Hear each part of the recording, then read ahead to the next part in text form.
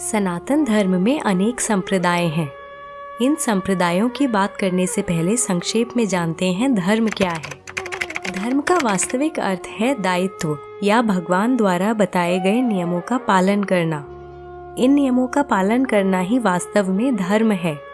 धर्म हमारे स्वभाव में ही होता है। कालांतर में धर्म का अर्थ इसके वास्तविक अर्थ से बिल्कुल अलग कर दिया गया। ग्रंथों में उल्लेखनीय है कि भगवान द्वारा जो नियम बताए गए हैं, इस दृष्टिकोण से सनातन धर्म ही वास्तविक धर्म है। सनातन धर्म में प्रमुख 4 संप्रदाय बताए गए हैं, परंतु कहीं कहीं पर 5 संप्रदायों का भी उल्लेख मिलता है। तो आइए सबसे पहले समझते हैं संप्रदाय क्या है।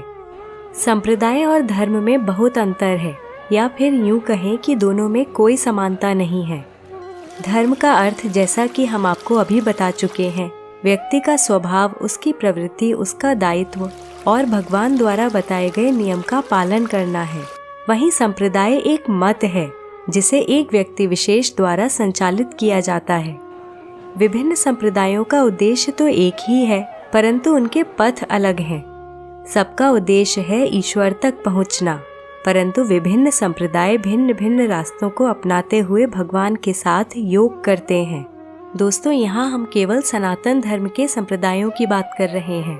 कृपया इस जानकारी को किसी और धर्म या संप्रदाय से जोड़कर ना देखें। इस वीडियो में हम 5 संप्रदायों का वर्णन करेंगे। तो आइए जानते हैं सनातन धर्म के कौन से मुख्य संप्रदाय हैं।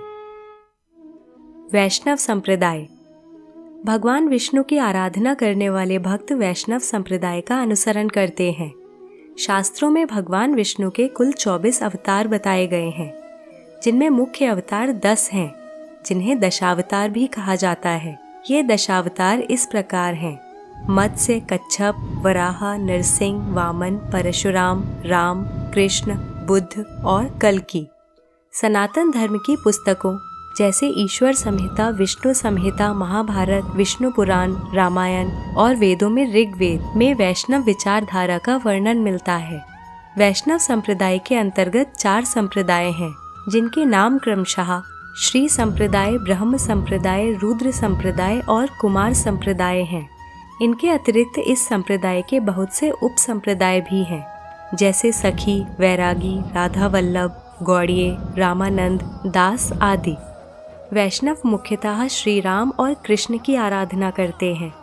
इस संप्रदाय के प्रमुख तीर्थ स्थल जगन्नाथपुरी, श्रीनाथ जी, खाटू श्याम जी, बद्रीनाथ, द्वारका, तिरुपति बालाजी, मथुरा और अयोध्या हैं।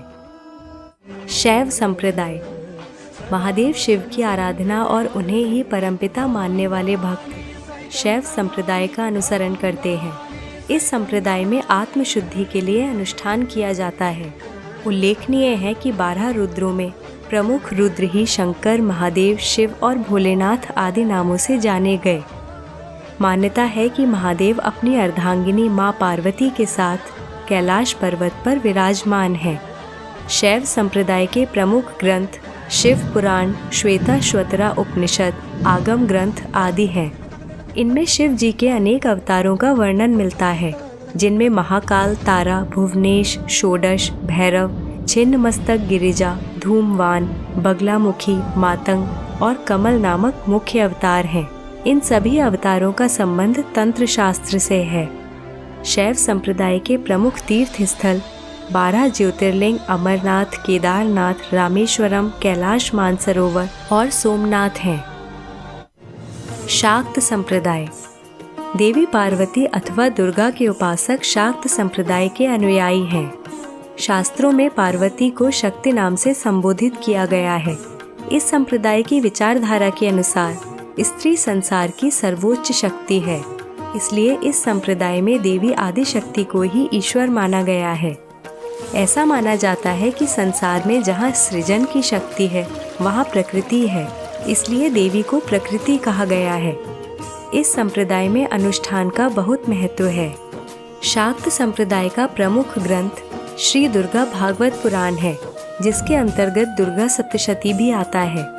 दुर्गा सप्तशती का पाठ बहुत महत्वपूर्ण बताया गया है।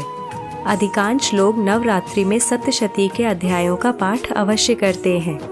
शाक्त संप्रदाय के प्रमुख तीर्थ स्थल कोलकाता का काली घाट, गुवाहाटी का कामाख्या मंदिर आदि हैं।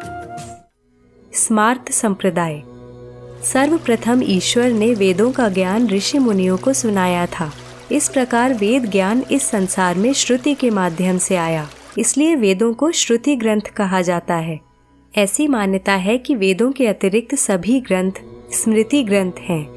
इन ग्रंथों के ज्ञान को स्मृति के आधार पर प्रचारित किया गया। स्मृति ग्रंथों में मनुस्मृति, सभी स्मृतियाँ और पुराण सम्मिलित हैं।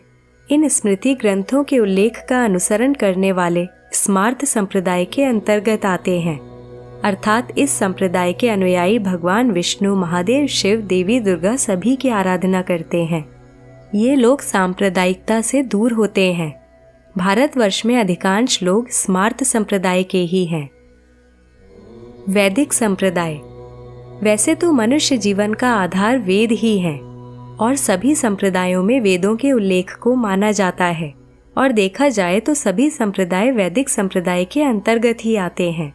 परंतु कालांतर में अनेक भ्रांतियों के कारण अध्यात्म में बहुत मिश्रण हो चुका है।